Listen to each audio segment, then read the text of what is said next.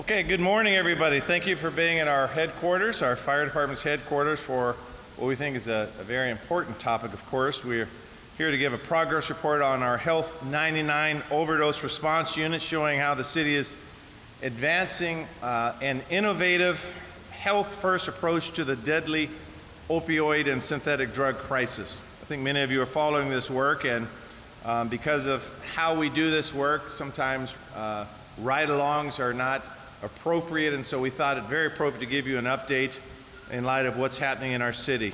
We all know that fentanyl and synthetic drugs are a scourge on our city. We don't have to go far to see the effects of what's happening out there. It's killing people who are using them and creating unsafe and unwelcoming conditions for all Seattle residents. We know that our Seattle Fire Department, EMTs, and paramedics are responding to approximately 103 suspected overdose and related emergency calls per week throughout the city. That's a critical number. This is why part of my executive order that I issued in April called for building an evidence-based public health approach to support people struggling with addiction to these dangerous and highly addictive substances. Now, Health 99, as we've called it, is a critical component of this health-first approach. It charts a new course for following up with overdose survivors to make referrals and handoffs to life-saving treatment. Now, by dispatching the Health 99 unit to overdose calls, dedicated caseworkers can quickly engage with an overdose survivor and provide compassionate outreach and referrals to support. And we're hopeful that this unit will play a critical role in creating a supportive ecosystem where people experiencing addiction can access treatment to help them recover and live healthier, optimizing lives. I've been clear in how the city has been going about this kind of work, a dual approach. Leading with treatment, leading with treatment from those suffering from substance use disorder, and focusing our law enforcement resources on the narcotics traffickers who are bringing these deadly substances into our communities. Now, we are acting with urgency to build out a bold, health-first approach to help those in need and to curtail the impacts of public drug consumption and hold dealers and traffickers accountable. We've been making progress to interrupt the flow of narcotics into the city, and with our federal partners working collaboratively with them, our police department, and some of you heard me talk about this recently, we've seized over 2 million fentanyl pills so far this year. Surveys have demonstrated that 80% of opioid users say they want to stop. They want to reduce their drug use. But too often we do know that care is either not available or too high of a barrier for them to access. So in July, we did announce a spending plan for $27 million investing in enhanced treatment facilities and new addiction services and an improved overdose response. We continue to make progress on these actions laid out in my executive order, including launching an innovative contingency management program with Plymouth Housing that will kick off next month. And as this work continues on a post-overdose diversion facility, you also heard us announce our increased mobile opioid medication delivery and expanded naloxone in the city's highest overdose locations. So our North Star continues to be saving lives and helping people access the treatment they deserve, and to work to build a safer and a healthier Seattle. And that's what all of our strategies working together are intended to create. Next, you're going to hear from Councilmember Lisa Herbold, who, as many of you know, chairs our Public Safety Committee, has been working in politics one way or the other for decades, and who's an outstanding and compassionate leader in our city about what she cares about, and we'd love to hear some words from Councilmember Lisa Herbold.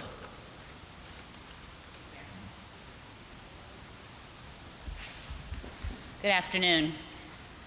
The creation by Mayor Harrell and Chief Scoggins of Health 99 continues Seattle's reputation as a national leader in health initiatives to address the opioid crisis, a crisis that's faced by cities all across the nation.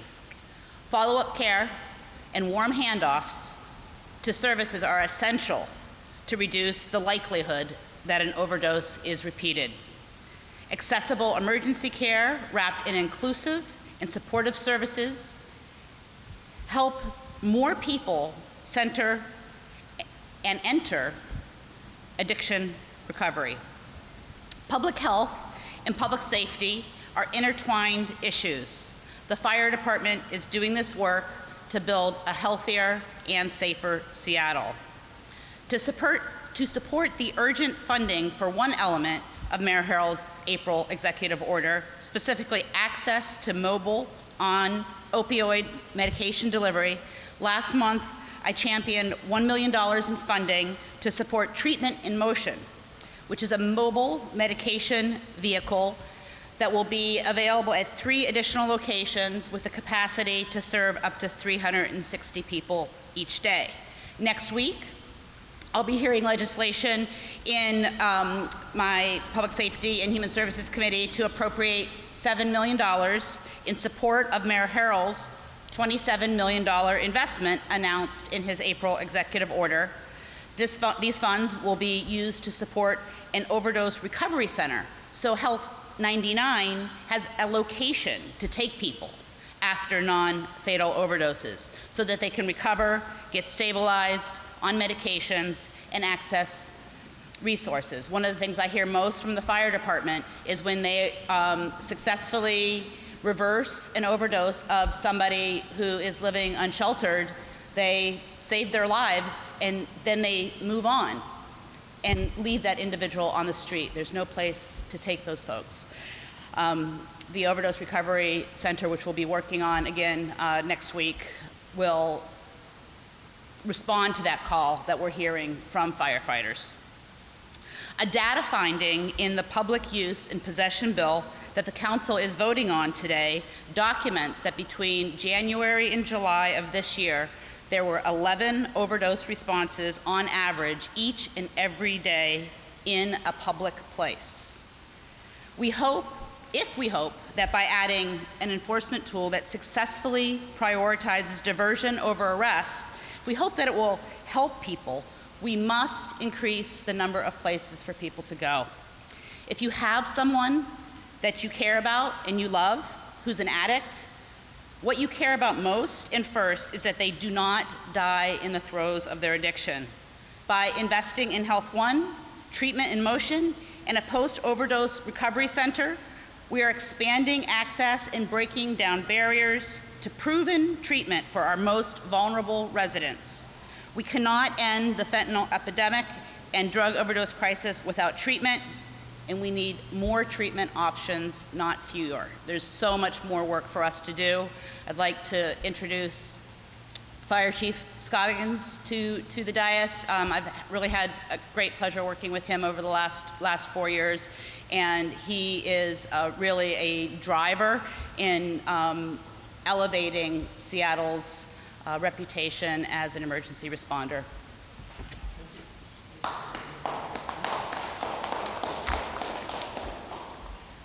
Good morning. My name is Harold Scoggins, Fire Chief of the Seattle Fire Department. I want to lead with a thank you to Mayor Harrell and Councilmember Herbold for your ongoing support of the Seattle Fire Department. You know, it's really important to note that this isn't just the fire department, it's Seattle Fire Department, Human Services Department, and so many other community partnerships. We're living Mayor Harrell's One Seattle vision in the work that we do every single day.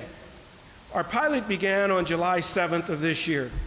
We have continued to see a steady increase of Seattle firefighter, EMTs, paramedics responding to suspected overdoses in the city. Current Seattle fire overdose data reads like this. We're going on about 15 a day, a little bit over 15 overdoses a day. Now, to put that in perspective, so far this year, we have responded to over 4,000 overdoses of all kinds.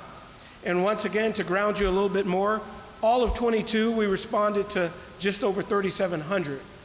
So we're in September, mid-September, we're over 4,000. And we've already exceeded 2022's number significantly. In 2021, we had about 1,700. So the problem is getting bigger, and it's important to deploy resources to help with that. Frontline Seattle firefighter EMTs or paramedics are dispatched initially to overdoses to provide emergency medical care. And the new post-overdose response team is added to these responses as available. The role of the post-overdose response team begins once the patient is awake. It's important to note. So the firefighter, EMTs, and medics have got there, they've done their thing, they've stabilized the patient, and now Health 99 is on the scene. The post-overdose response team is part of the fire department's mobile integrated health program and responds out as Health 99. And just to give you a little bit about our mobile integrated health team, you know, we all know we launched that program in 2019 with Health One. We have a vulnerable adult program. Our case managers do an amazing job responding to vulnerable adults. So this is another component of that team. But Health 99 is staffed with a firefighter EMT and a human services department case manager. And Riley is here today. Riley goes on most of these responses. The single unit typically operates Monday through Thursday from 9 a.m. to 7 p.m. Health 99 works with a wide array of service providers to connect individuals who have experienced an overdose with outpatient substance use services, primary care, homeless outreach services, and so much more. The pilot program focuses on Pioneer Square, Chinatown-International District, Belltown, the Downtown Business District, and Capitol Hill. But the team has discretion to respond elsewhere in the city. Health 99 stats since becoming operational, they've responded to 68 overdoses. They've conducted 20 client outreach visits. That's after the overdose, during follow-up with the person who has had an overdose. From combined overdose responses and follow-up visits, the unit has provided services to a total of 52 individuals. Some of the clients served by Health 99 have been seen numerous times by the unit. That means the same person is overdosing over and over again, and the team is on scene, still doing the work, still trying to get them in the services. 77% of those served by Health 99 are male. The majority are also experiencing homelessness and have a mental health history, in addition to battling the addiction. The team averages 3 to 5 overdose responses per 10-hour shift. And as you can imagine, when they find someone that says yes, and they actually start getting them in the services, that is a very long response where they're providing the care and needed services to get them connected that you're going to hear a little bit later. With the success we have had thus far in the pilot, there are so many difficulties and barriers to this work. A sizable percentage of clients served by Health 99 can't and won't engage in services, but that doesn't mean we stop. Our team stays on it. Experiencing overdose or have a need to go to the hospital. Many of them are using meth at the same time, which makes this work much harder. So it could be fentanyl, it could be meth, it could be opioids, a combination thereof, and it makes the work much more complicated. There are also challenges with finding clients after the first contact, since so many are unhoused. And this is where our Health One program comes into play. They help with that. We work really hard to find the person after the overdose. Additionally, finding destinations for all hours, clinics, places to do buprenorphine induction, and shelters also prevents difficulties. So finding a place to take a person to get the needed care can be a challenge sometimes. Success for this unit so far includes connecting clients with resources, but it also encompasses harm reduction or even having a conversation with individuals after the overdose. And sometimes that means Health 99 is doing a leave behind with Narcan or naloxone, just as our Health One units are doing also. So if they haven't said yes, let us give you this in case it happens again. Since this is a pilot, much of our work to date has revolved around establishing partnerships and learning about characteristics of overdose and overdose reversals. It's important that we understand what that is. Because we have personnel who are on the front lines, we think the fire department is well equipped to be a part of the multi-system response to this drug epidemic we are facing. Next, I'd like to introduce Seattle Fire's Mobile Integrated Health Program, Jon Ehrenfeld, who does much of the critical thinking with his team on how we respond to overdoses. And it's important to note that members of his team came up with the idea and concept of actually putting Health 99 on the street. So now I'll turn it over to Jon.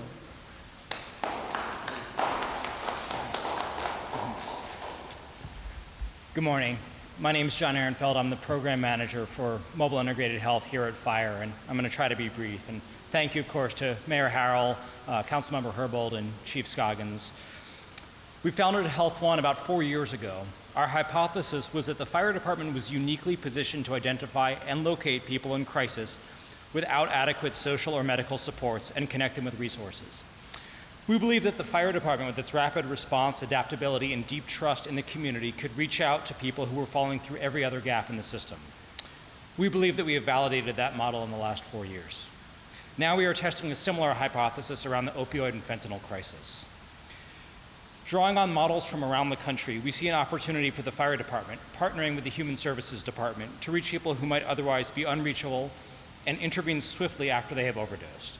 And we have certainly encountered success so far in this. And it is by no means the majority of our clients, but we have found clients who have overdosed on the street or in their residence, connected with them, had a trauma-informed conversation with them, and obtained their consent to bring them to an alternative non-emergency department-based clinical setting, such as a buprenorphine clinic.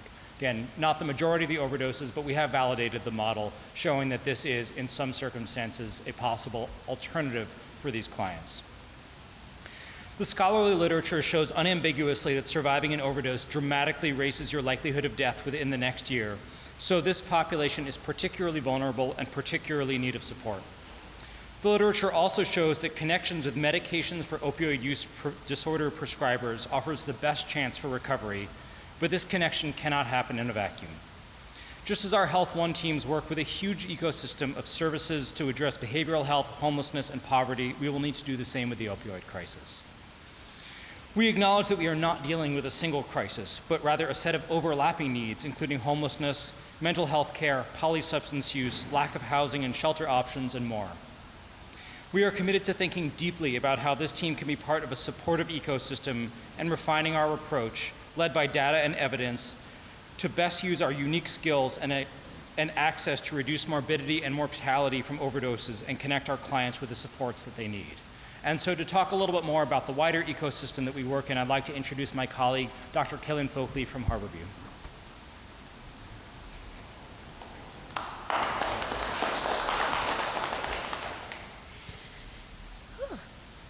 Thank you to the Health One team for inviting me to participate in today's discussion. My name is Callan Fockele, and I'm an emergency and addiction medicine physician at Harborview Medical Center. In the emergency room, we see firsthand the impact of the opioid overdose crisis.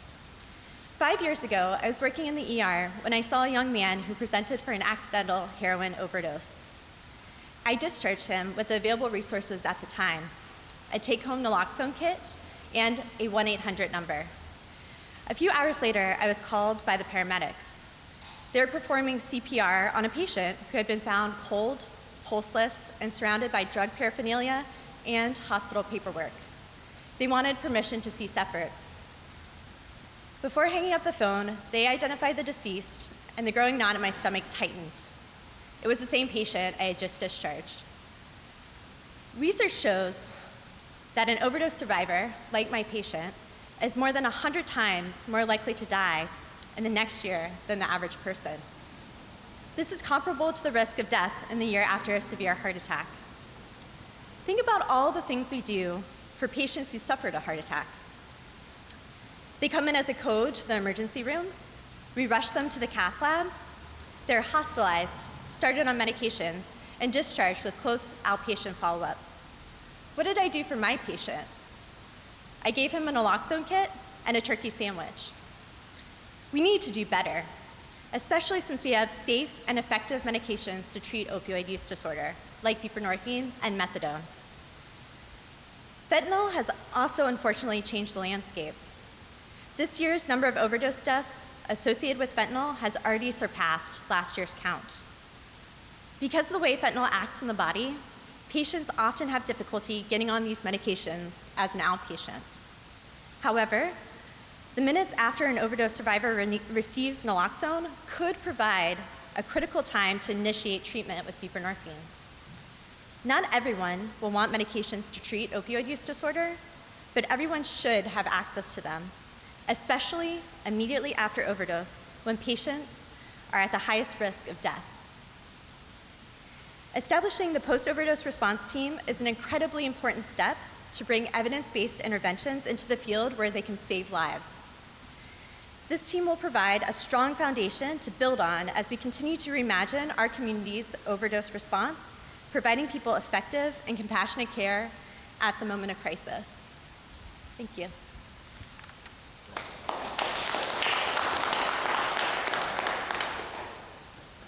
Thank you, Dr. Fockele. At this point, I believe, before we take some questions, I want to thank all of you for being in this space.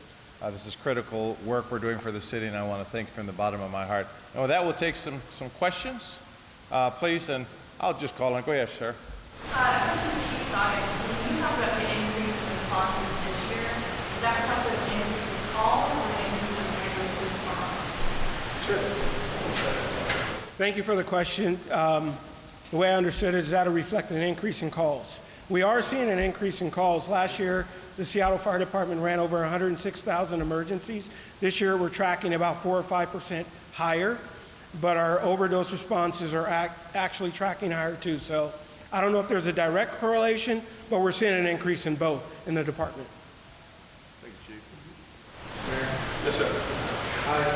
Today, you mentioned that the council is going to vote on a public drug use ordinance. Do you feel that the delay in this has affected your efforts negatively? Do you feel this is a missing piece in the fight? Whether the legislation is a missing piece, just to understand. Well, I have an appreciation for what the council's doing. This is significant legislation. And whether the delay has hurt us or help us at this point, I can't concentrate on that, and I'm hopeful that we'll have some good legislation passed out of the council today, and and assuming that it's passed, I'm not going to waste a lot of time on signing it, quite candidly, and hopefully we'll have our continuum of services on how we approach the fentanyl crisis ready to rock and roll. And Councilmember Herbold, if you want to add anything to that, feel free to. So they have an important decision to make. We're optimistic based on the committee discussion, and I welcome that discussion, and hopefully we'll be ready to help people who urgently need help in this city. Mayor, do you still plan to sign an executive order? Yes, I plan on signing an executive order, and we are monitoring all the conversations on the council, listening to communities, impacted communities, health providers, and our executive order, I'm looking at my director of communications, and if he goes like this, that means I'm not supposed to talk about when we're going to release that. But in all seriousness, we're after our discussion, after the council's discussion today, we'll be ready to release it in a short period right after. I'm sorry, I couldn't hear you. Say, what will the executive order look like? A few things. Number one is, as I've said repeatedly, what our police department are really looking for is clarity when they see certain activities. And it hopefully helps them with this threat of harm standard, gives some clarity on at least what the executive's branch is thinking about. It also start off with a baseline approach on who's impacted, how many people are using drugs, impacted drugs, where does this activity, where are we talking about what we see every single day? I think it's critical to have a baseline approach on data on what we're trying to accomplished. And then after that, we'll be able to look at the outcomes in 1 year.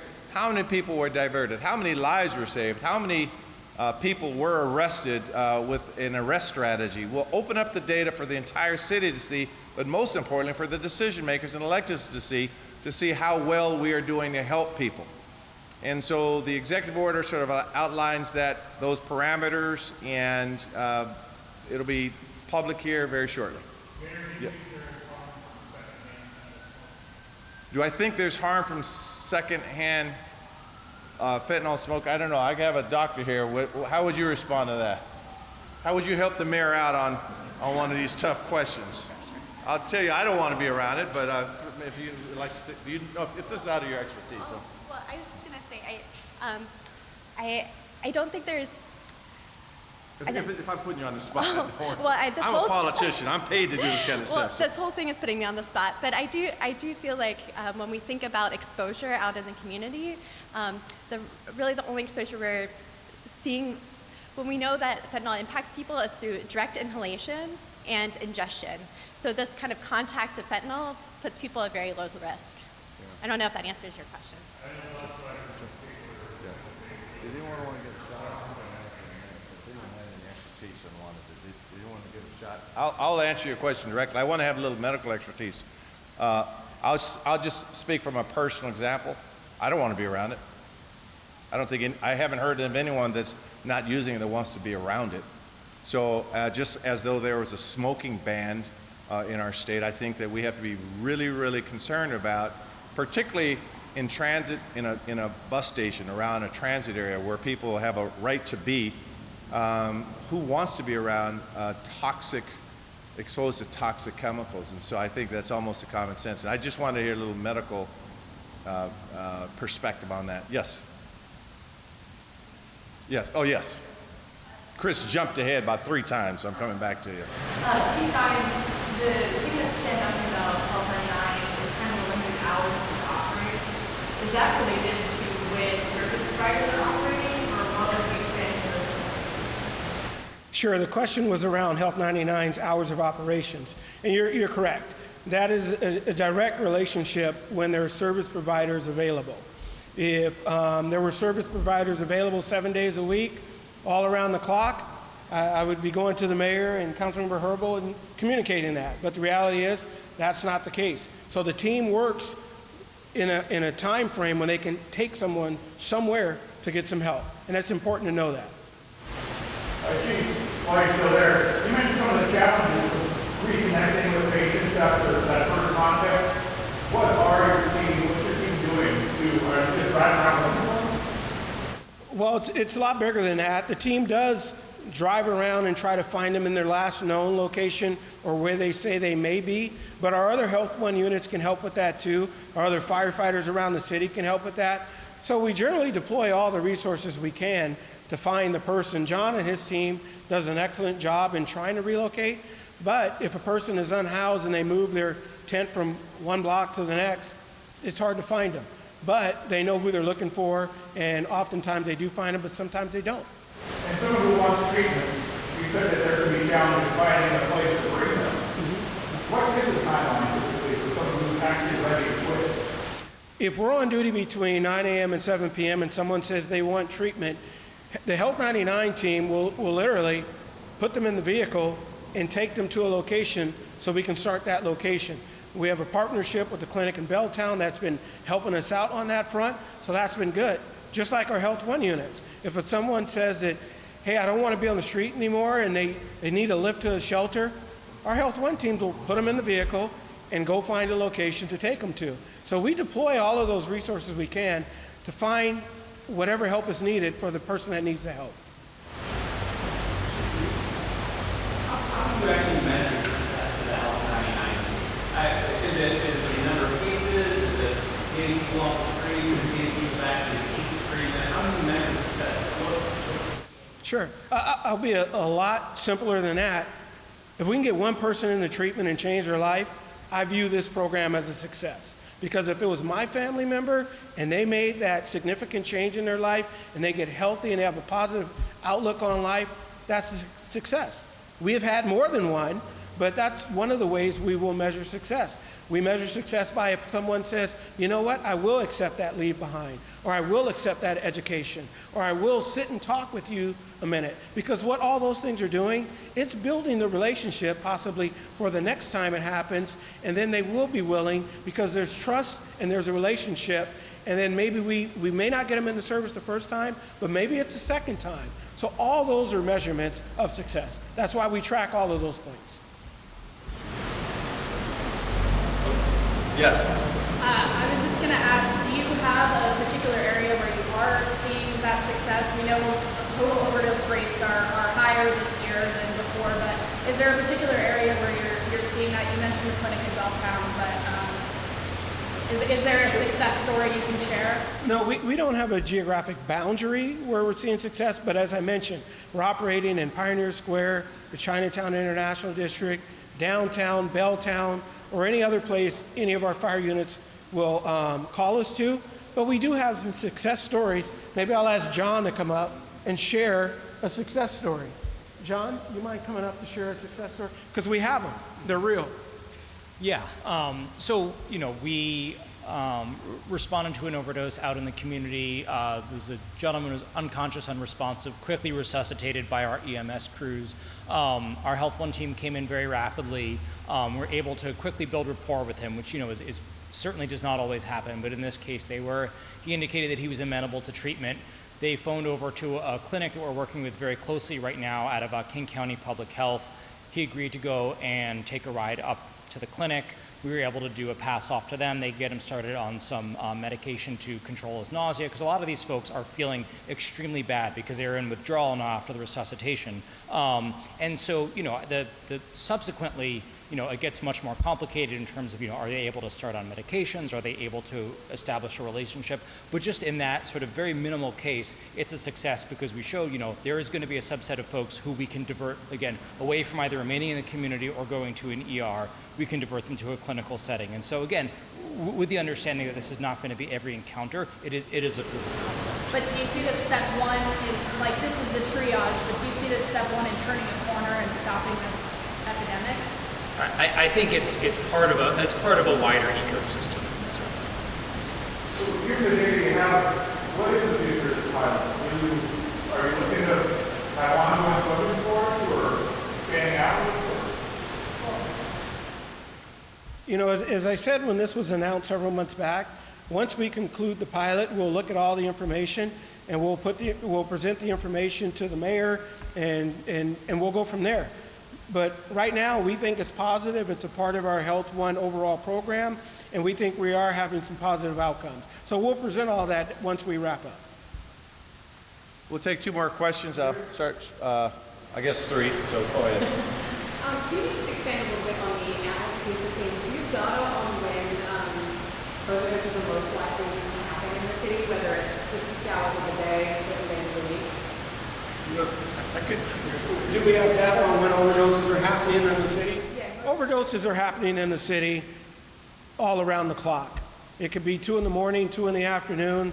We have crews that come on right on shift early in the morning. They're going out the door on an overdose. So it's happening all around the clock. Is there any time of day or any day of the week when you see an increase in it? We can probably run that data. I just don't have it right now. We have the data on where we're going and for what we're going, but I didn't run that before this. Sarah Grace? You mentioned presenting data in the pilot. What is the term of the pilot? And then are there any other geographical areas you're concerned with? So our goal is to run the pilot for, I think what I said a few months ago, between 3 and 6 months. And the reason why I put that window on is we didn't know how many calls we would actually have. So we want to have a nice subset of information before we present that further.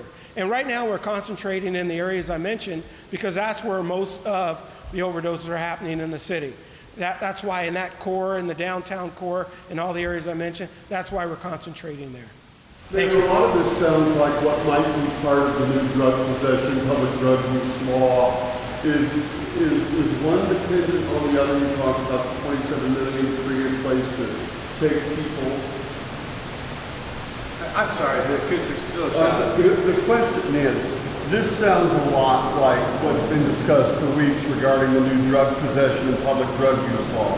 Is one dependent on the other? I mean, you mentioned the $27 million that would be used to create the aftercare for drug overdose victims. I mean, I think the question is one method by which we address the fentanyl crisis dependent upon the other? And that's a good question. So I look at it sort of in three phases. One is all the work we're doing, even in the education department, even in the parks department, on the preventive work towards someone striving toward health, a positive health. That's all of the preventive work. The second phase would be in the crisis mode, where a person is using and they're in a crisis mode. And the third phase sort of being is after the crisis mode, how do we not only save that life, but make sure they're on an ongoing path to recovery. And so they are somewhat dependent on one another. So the continuum of health that I've been talking about since I've been mayor. And right now, this critical piece is when someone's in the crisis mode, it becomes so critical that we're there quickly and we're responding with best practices. And so we're sort of in that middle phase, getting to the third phase on sustainable, ongoing recovery. So they are somewhat dependent upon each other. You can't do too much preventative work. When I go to schools, as I often go to sometimes, I'll look at the children and I'll ask the educators and academicians, well, where on their path might they go wrong? Where are we losing them? Because all of these people that are in these health crises, they were children once. They were playing on playfields once.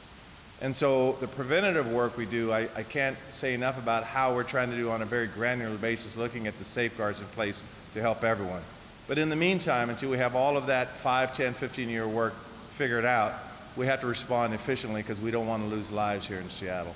So we're gonna have a tour of the Health 99 apparatus next, so you could really see what's going on here and how we're doing this great work. And I want to thank all of you for coming out for our presser on this event. Thank you very much.